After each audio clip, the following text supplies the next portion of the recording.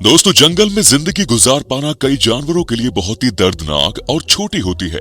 लेकिन क्या आपने किसी बाल वाले हाइना को चीता का खाना चुराते हुए देखा है, या फिर बड़े से मकड़े को सांप की जान निकालते हुए देखा है? मेरे हिसाब से तो आपने कुछ नहीं देखा होगा। इसलिए देखो दोस्तों, जब ये दो मर्द सफारी का मजा लेते हुए जंगल में कार से आगे बढ़ते चले जा रहे थे, तो दूर पर इन्हें दो जानवर आपस में लड़ते हुए दिखे। और सच में ये बता पाना मुश्किल था कि कौन से जानवर हैं। और ऐसा ही इन मर्दों के साथ हुआ, जिन्हें ये पहली नजर में टाइगर लगे।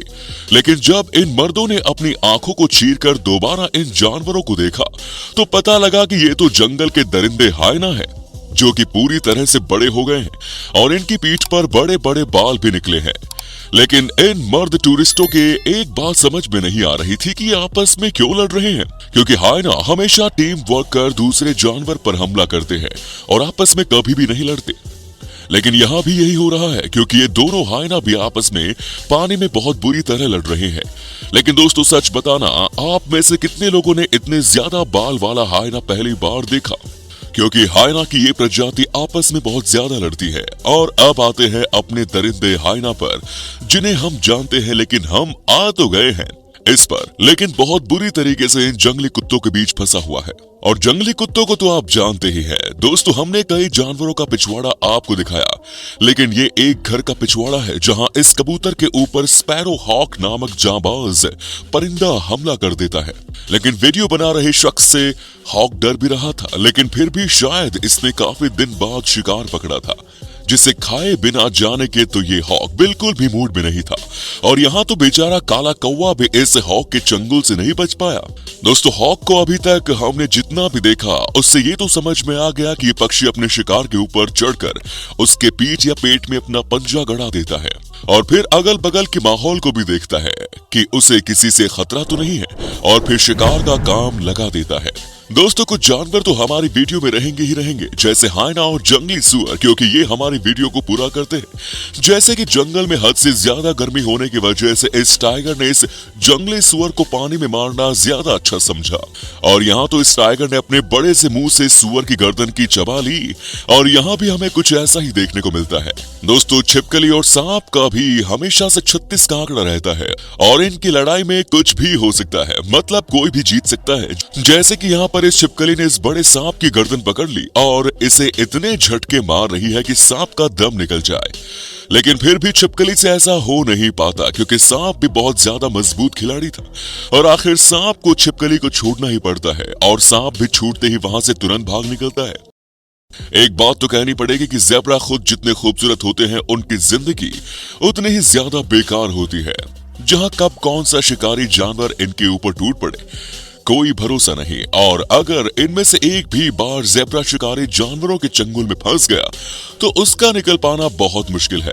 पर वो कहते हैं ना कि माँ का प्यार बड़ी से बड़ी मुश्किल से लड़ जाता है। तभी तो जब दो शेर मिलकर ज़ेब्रा के छोटे से बच्चे को भोजन बनाने की कोशिश करते हैं, उतने में ही उसकी माँ पहुंच जाती है और अपने बच्चे को बचाने की पूरी कोशिश करती है। लेकिन अफसोस, तब तक बहुत देर हो चुकी होती है। दोस्तों, ओकोनिजिमा नेचर रिजर्व में आपको काफी अच्छी संख्या में ब्राउन हाइना देखने को मिल जाएंगे, और एक्सपर्ट्स का ऐसा मानना है कि वहां मौजूद तेंदुओं की संख्या की वजह से ही ब्राउन हाइना इतने मजे से रह रहे हैं, क्योंकि चोरी करना हाइना की फितरत में है।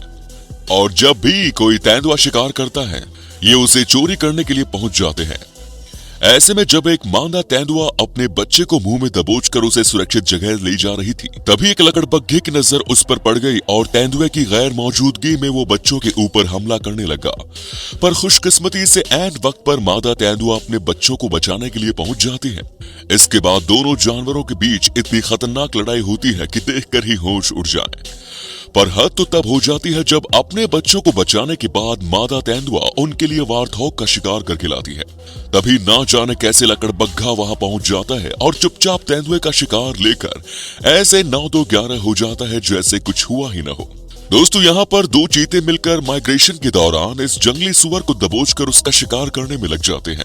जहाँ सैकड़ों की संख्या में जब वाइल्ड बीस्ट जा रहे थे, तभी एक चीता जाता है और उनमें से एक को मौका मिलते ही अपने चंगुल में कर लेता है, और फिर उसके कुछ साथी भी शिकार का लुत्फ उठाने के लिए पहुंच जाते हैं। दोस्तों, चीते हमेशा अकेले शिकार करना पसंद करते हैं, और इस कंडीशन में ऐसा बहुत बार देखने को मिलता है कि चीता का शिकार उन्हें काफी कांटे की टक्कर दे रहा है।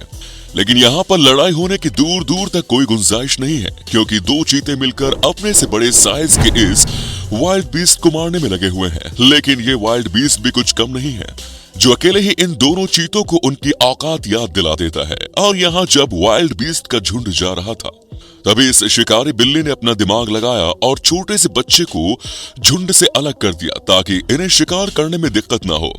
और ये चीता वाइल्ड बीस्ट के छोटे बच्चे को पकड़ने में कामयाब भी हो जाता है। लेकिन उसके बाद उसकी माँ गुस्से में आती है और चीते को उसकी औकात याद दिला देती है।